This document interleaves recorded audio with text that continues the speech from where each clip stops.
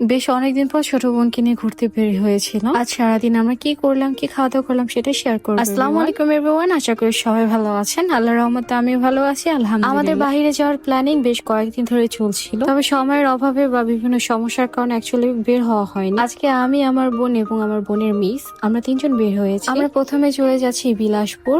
সেখানে রয়েছে প্রাকৃতিক সুন্দর, এবং বিলাসপুর যাওয়ার আগে এই যে লোহার যে ব্রিজটি পাচ্ছে এটা কিন্তু অনেক বেশি সুন্দর, এবং এর আশেপাশে যে ভিউ ছিল দেখতে মাশাআল্লাহ খুব সুন্দর লাগছে। আমরা যে টাইমে যাই সেই টাইমটা মেঘলা মেঘলা ছিল, বিকেল টাইম। আমরা অল্প কিছুক্ষণের মধ্যে বিলাসপুর চলে যাই। অ্যাকচুয়ালি বিলাসপুর দেখার মতো তেমন, তবে আপনার যদি প্রকৃতি ভালো লাগে তাহলে আপনার কাছে জায়গাটি ভীষণ ভালো লাগবে। আমার কাছে জায়গাটি ভালো লেগেছে, সুন্দর ঠান্ডা বাতাস বইছে এবং এর পাশাপাশি একটি সুন্দর নদী বয়ে গিয়েছে যার উপরে মালবাহী ট্রলার গুলো চলাচল করে। যাই হোক এভরিওয়ান, আমরা বেশ কিছুক্ষণ এখান দিয়ে হাঁটাহাঁটি করে এবং সুন্দর দৃশ্য উপভোগ করি। এবং এর মাঝে আমি খেয়াল করলাম সূর্যের আলো মেঘের মাঝখান দিয়ে এমন ভাবে পড়ছে, দেখে মনে হচ্ছিল উপর থেকে কেউ টর্চ লাইট মেরেছে। এবং নদীতে অনেক কচুরি পানা ছিল, এবং কচুরি পানার যে ফুল, সেখান থেকে আমার বোন একটি ফুল এনে আমাকে গিফট করে। তো আমরা বেশ ভালোই উপভোগ করেছি এই বিলাসপুর। তারপর আমরা এখানে কিছু ছবি তুলি, ছোট ছোট শর্ট ভিডিও বানাই। আজকের দিনটি আমার কাছে একটা স্মৃতি হয়ে থাকবে। আমার যে বোনের মিস, সে কিন্তু খুবই মিশুক প্রকৃতির, খুবই ভালো একজন মানুষ। যাই হোক আমরা কিন্তু বিলাসপুর বেশি ছিলাম না, যেহেতু দেখার মতো আর কিছু ছিল। আবার আমরা ব্যাক করে জয়পাড়া কালেমা চত্বর। মূলত ফার্স্ট ডে প্ল্যানিং ছিল যে আমরা শুধু কালেমা চত্বর যাবো, সেখানে স্ট্রিট ফুড গুলো। তবে বাসা থেকে বের হওয়ার পর ম্যাম বলেছে বিলাসপুরে যাওয়া যাক, তো সেখানে যাওয়া আর কি। আমরা কালেমা চত্বরে এসে কিছুক্ষণ ঘোরাঘুরি করি যে কি খাওয়া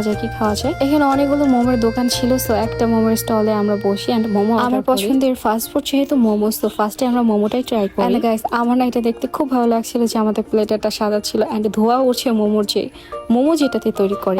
আর মোমো গুলো দেখতে অনেক বেশি আমি লাগছিল। আর আমরা 10 পিস মোমো নিয়েছিলাম। প্রতি পিস মোমোর প্রাইস ছিল 20 টাকা করে, এবং মোমোর সাথে আরো 2টি সস সার্ভ করেছিল, একটা চিলি সস এন্ড সাদা যে মেয়োনিজটা ছিল ওইটা দিয়ে খেতে আমি পছন্দ করছিলাম। এন্ড মেয়োনিজের সাথে ডিপ করে মোমোটা খেতে বেশ মজা ছিল গাইস। আমার মতো কার কার মোমো ফেভারিট অবশ্যই কমেন্টে জানাবেন। এবং আমিও বাসায় মাঝে মধ্যে মোমো বানিয়ে খাই, তবে আমি এত সুন্দর সস বানাতে পারি না। আমরা মোমো খাওয়া শেষ করে বিলটা পে করে চলে যাই অন্য একটি স্টলে। পরবর্তী যে ফুড কার্টটি ছিল সেটা আমার কাছে অনেক বেশি ইউনিক লেগেছে। শুধু আমারই না, এই ফুড কার্ট নিয়ে অনেক ভিডিও পোস্ট হয়ে গেছে ফেসবুক, ইউটিউব। আর এই ফুড কার্টের উপরে বসার যে জায়গা ছিল, তো সেখান থেকে কালেমা চত্বর পুরোটা খুব সুন্দরভাবে দেখা যাচ্ছিল। তারপর আমরা তাদের কাছ থেকে বার্গার অর্ডার করি, 3 জনে 3টা বার্গার নিয়েছি। বার্গার ছাড়াও তাদের কাছে আপনারা আরো খাবার পেয়ে যাবেন। আর বার্গারের প্রাইস ছিল 100 টাকা করে। দেন আমরা বার্গার খাওয়া শেষ করে চলেছে আরেকটি স্টল। এটা হচ্ছে জুসের স্টল। স্টলে আপনারা chocolate shake, milk shake, strawberry shake, even coffee পেয়ে যাবেন। আমরা 2টা chocolate shake and strawberry shake নিয়েছিলাম, এবং আমাদের বিল এসেছিল 300 টাকা। আমরা এই শেক গুলো খাওয়ার পর চলে যাই একটি ঝালমুড়ি স্টল, এবং তার এই ঝালমুড়ি স্টল কিন্তু নতুন বসেছে, ইভেন অনেক রিভিউ দেখেছি আমি। এবং আমরা তার কাছ থেকে একদম নর্মাল যেটা আলু মুড়ি ছিল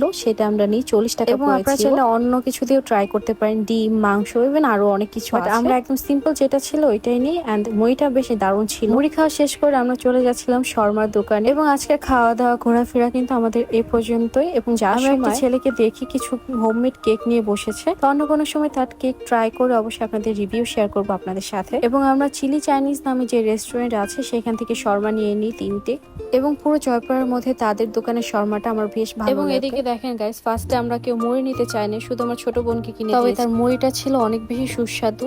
আপনারা চাইলে কিন্তু ট্রাই করতে পারেন। যাই হোক আমাদের বাসায় ফিরতে ফিরতে পুরো 6টা বেজে যায়। সো এভরিওয়ান, আজকের ভিডিও যদি আপনাদের কাছে ভালো লাগে আমাকে সাপোর্ট করবেন। সো আজকের ভিডিও এই পর্যন্ত রাখছি। Thank you for watching my video. আল্লাহ হাফেজ, দেখা হচ্ছে পরবর্তী ভিডিওতে।